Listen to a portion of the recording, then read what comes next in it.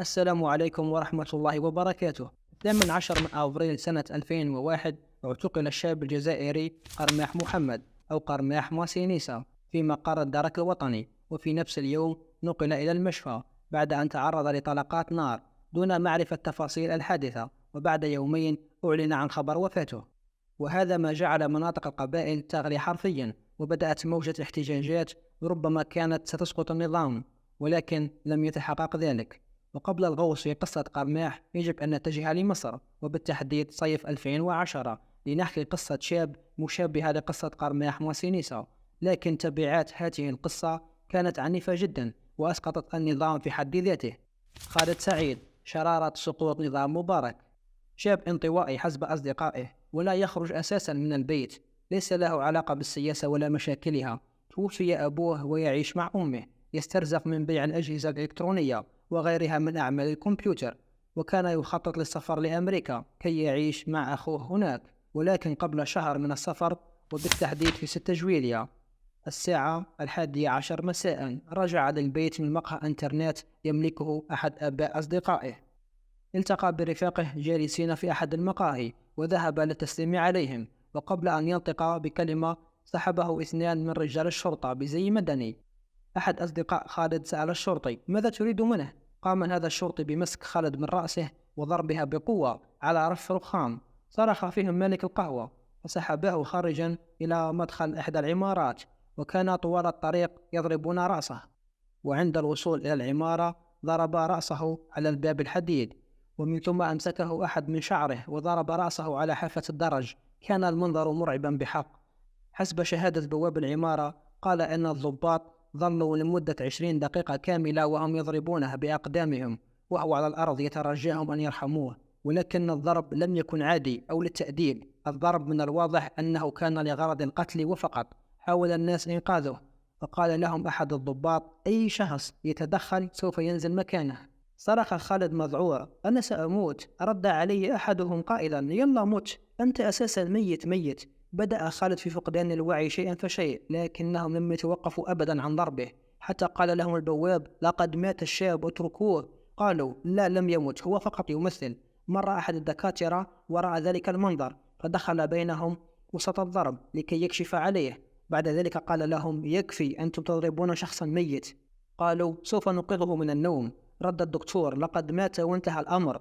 وهنا أخيرا توقفوا عن ضربه، ولكن بعد أن فات الأوان اتصل أحدهم وقال: نحن في ورطة. وبعدها ب10 دقائق تأتي سيارة أخذتهم ثلاثتهم، ثم عادت بعد 10 دقائق أخرى ورموا جثته في نفس المكان، ولكن هذه المرة كان عددهم كبير. انتظر الجميع قدوم سيارة الإسعاف، وبعد أن أتت رفض السائق أن يحمله لأن هذا شيء غير قانوني، فخالد من الواضح أنه قد مات مقتولا، وهنا لابد من حضور الطبيب الشرعي قبل أن يأخذه أو يحركه من مسرح الجريمة.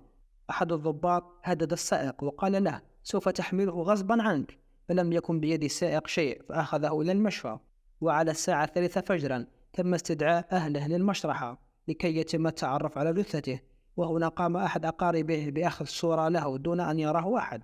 كنا سنضع الصورة هنا، لكن الصورة مرعبة بحق، ففضلنا عدم وضعها. وانتشرت الصورة كالنار في الهشيم، لأن ملامح وجهه اختفت من وحشية الضرب. الدم يملأ وجهه، وجمجمته مهشمة، وأسنانه سقطت في صورة مرعبة.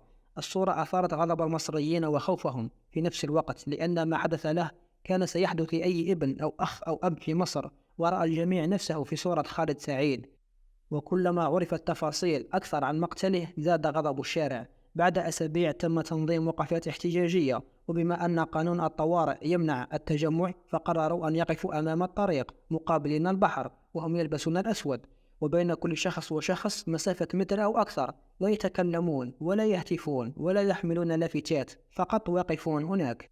هناك من يقرأ القرآن، وهناك من يقرأ الإنجيل، وآخر يضع سماعات. وهنا رأى الجميع بداية ميلاد ثورة.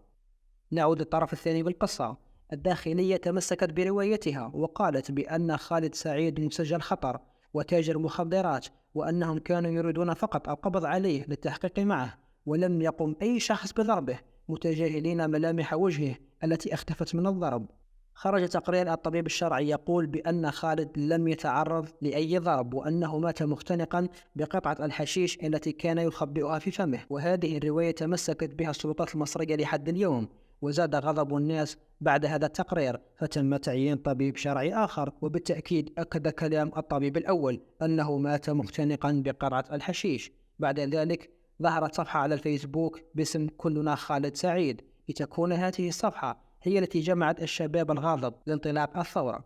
وبدا واضحا للجميع أن الغضب عند الناس قد تكون ولا مجال لإخماده، ليقوم مبارك بالتنازل أخيرا وتقديم المتورطين للمحاكمة.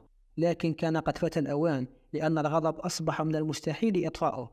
في المحاكمة كان هناك ناس يدافعون عن خالد سعيد، وكان هناك من يدافع عن ضباط الشرطة بحجة أنه يستحق ما حصل له، ولم يقم أحد بضربه. واستمرت المحاكمة، والأحداث خارج المحكمة أكبر بكثير من داخلها. فقد قام أحد اسمه محمد عبد العال، رئيس حزب سياسي اسمه العدالة الاجتماعية، بالذهاب إلى بواب العمارة وأقنعه بأن لا يشهد في القضية، لأنه لن يتم المساس بضباط الشرطة، ووضع البواب في ورطة. بعد مدة خرجت صحيفة يملكها هذا المدعو عبد العال، خرجت بعنوان رئيسي شهيد البانجو، وفيه تصريح لوالدة خالد سعيد تقول: نعم، ابني يتعاطى المخدرات. وقالوا عن صفحة كلنا خالد سعيد بأنها صفحة كلنا مدمنون حشيش. أما المقال الرئيسي يقول أن خالد كان تاجر مخدرات، وأن بواب العمارة كان أحد المستفيدين من نشاط خالد. نزل هذا المقال على أمل أن يقنع الناس بأن خالد يستحق ما جرى له، لكن المقال كانت له نتائج عكسية، لأنه لم يصدقه أحد، وزاد إصرارهم على معاقبة من فعلوا ذلك. الجدير بالذكر أن فكرة المقال غبية جدا، لأنه وحتى لو كان تاجر مخدرات أو مجرم سيكون عقابه عن طريق المحكمة وليس إعدام في ميدان عام. وهذا ما حاول الإعلام تبريره عن طريق شن حملة واسعة لتشويه سمعة خالد، لكن دون جدوى، لأن عملية الضرب والسحل لا يوجد لها أي مبرر. وانتهت قصة خالد سعيد بالحكم على المتهمين محمود غزالة وعوض عبد المجيد ب7 سنوات سجن فقط. تقدم المتهمان بطعن المحكمة وتم قبوله، وبالفعل تغير الحكم من 7 سنوات إلى 10 سنوات، ومع ذلك يظل حكما رحيما جدا مقارنة بما فعلوه بالشاب المسكين. ولم تكن هذه نهاية القصة، فسقط نظام مبارك ووزير داخليته، وانتصرت قضية خالد سعيد ولو جزئيا. أطلنا في الحديث عن خالد سعيد، لكن كان لابد من إعطاء تلك التفاصيل لمقارنتها مع قصة محمد قرماح. نعود إلى الجزائر. في سنة 1983 ولد محمد قرماح المدعو ماسينيسا ببني دوالة في تيزي وزو. اسمه قرماح محمد وليس ماسينيسا، فاسم محمد لا يساعد القضية، لذلك تخلوا عنه ورسخوا اسم ماسينيسا حتى يكسبوا تعاطف البلهاء. وأن اسم ماسينيسا فقد كان أصدقاؤه يلقبونه به. لم تكن حياته مليئة بقدر ما كانت وفاته، فعاش حياة عادية مثل أي شاب، إلى أن اعتقلته قوات الدرك في 18 من أبريل 2001. وقد اعتقل الطالب من المدرسة الثانوية بعد مشاجرة عادية بين شبان وعناصر الدرك، وتمت إصابته بطلقات نار أدت إلى جروح خطيرة جراء طلقات من رشاش كلاشينكوف، ونقل إلى المشفى في حالة حرجة، ولكن توفي بعدها بيومين وكان يبلغ 18 سنة فقط. لا توجد تفاصيل كافية عن مقتل قرماح، ولكن سنذكر ما توفر من قصص. تزامن اعتقاله مع اعتقال 3 طلبة آخرون من منطقة القبائل.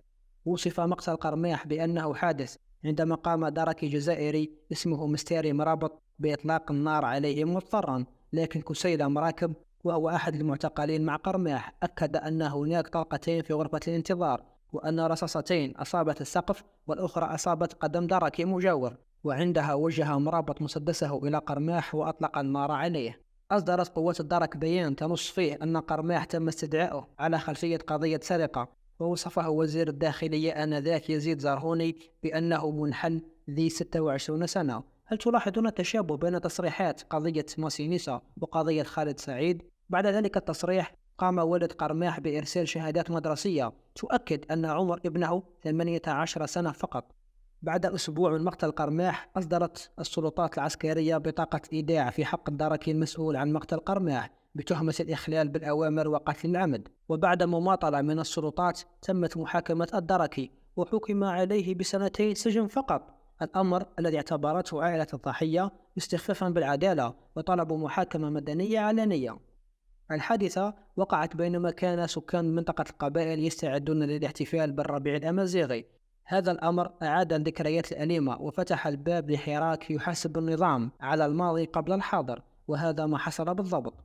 فبعد مقتل قرميح نظمت حركة العروش مسيرة مليونية نحو العاصمة، وتزامنت المظاهرات مع فرض الحكومة برنامج تعريب لساكني منطقة القبائل. اشتعلت مظاهرات عرفت بالربيع الأسود أو الربيع الأمازيغي الثاني، والتي دامت عدة أشهر، مخلفة عشرات القتلى ومئات الجرحى، وكان عدد الضحايا هائل لأن قوات الأمن استعملت الذخيرة الحية. تمت مهاجمة مقرات الدرك ورشقهم بالحجارة، واختلط الحابل بالنابل، وبدا أن قضية قرميح سوف تتعقد أكثر من اللازم، لأن سكان منطقة القبائل ولن يقبلوا بهكذا ذل. فتم انتهاج أسلوب التحايل، أولا بشيطنة المنطقة إعلاميا وإطلاق الكلاب الضالة الذين يسمون أنفسهم صحفيين، وحاولوا تغيير الموضوع وقالوا أن المظاهرات هدفها مطالبة منطقة القبائل بالاستقلال، ومع ذلك صدقهم الكثير ووصل النظام قذارته. وفيما يسمى باللعبة القذرة استعملت الحكومة المساجد ورجال الدين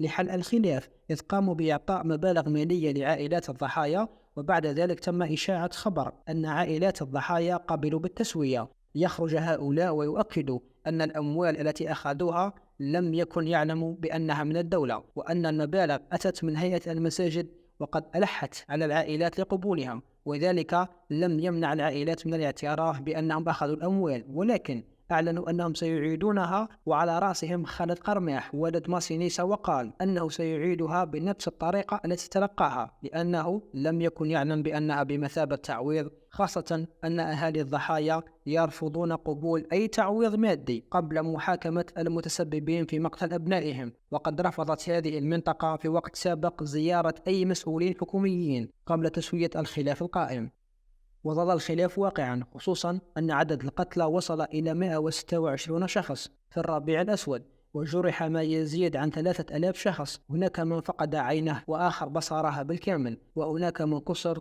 وغيرها من الإصابات التي أدت إلى عجز، لدرجة أن منظمة العفو الدولية دعت إلى فتح تحقيق جدي جراء أحداث الربيع الأسود، وتحديد المسؤولين عن قتل المتظاهرين وتقديمهم للعدالة. وبعد عدة ضغوطات خلصت لجنة التحقيق أن الدرك كان مسؤولا عن بدء أعمال الشغب وقمعها، وجاء في التقرير أن العنف المسجل ضد المدنيين هو عنف حرب باستخدام ذخائر حرب. أما بخصوص قاتل قرميح المحاكمة كانت علنية، لكن لم يتم إبلاغ وسائل الإعلام بها، وذلك خلافا بما وعد به الجيش والدرك. كانت محاكمة صورية، الجلسة استغرقت ربع ساعة فقط، وانتهت بحكم 2 سجن نافذة. هذا الحكم أجج الوضع وزاد من الخلاف والمواجهات، وبعد عدة صراعات ومناوشات، وبالتحديد في سنة 2002 استطاعت حركة العروش، أي تجمع قبائل المنطقة، وهي منظمة موروثة من الأجداد، أصبحت تقود الحركة الاحتجاجية بتحقيق مطلب رحيل غالبية كتائب الدرك الوطني عن منطقة القبائل. ويبدو أن النظام لا يزال يتألم من هذه الحادثة. فبعد مقتل خالد سعيد بسنة، أي في سنة 2011، حكم على بن عيد عبريكة بسنة سجن نافذة بعد أن حاول وضع إكليل من الزهور تخليدا لضحايا الربيع الأسود، ووقعت اشتباكات مع الشرطة منعته من فعل ذلك. خلاصة الحلقة: الفرق بين ثورة خالد سعيد وثورة قرميح ماسينيسا هو أن الشعب المصري كان يد واحدة برغم الاختلافات بينهم، سني أو شيعي، مسلم أو مسيحي، في الهدف كان واحد وهو التصدي للظلم. لكن في حالة قرميح كان القبائل وحدهم في مواجهة النظام، وبالتالي ليس تبرير لباقي الولايات. لكن في سنة 2001 لم يكن هناك فيسبوك أو شبكات تواصل اجتماعي حتى ينتشر الخبر، وإحقاقا للحق حتى لو انتشر الخبر لم يكن يسقط النظام، لأن تحرير البلاد يحتاج إلى شجعان وليس إلى مبررين. نهاية القصة أن النظامين متشابهين بل متطابقين تماما، لا يهم من مات، المهم أن لا يحاكم رجال الأمن لأنهم أعلى شأن من باقي الناس أكيد في نظر النظام، وأن الإعلام دائما سيأخذ جانب النظام مهما حصل. صحيح أن ثورة قرميح لم تطح بالنظام، ولكن كانت صفعة قوية لن ينساها أبدا. في الأخير لا يسعنا سوى أن نترحم على خالد سعيد وقرميح ماسينيسا. نلتقي في الحلقة القادمة بإذن الله. إلى اللقاء.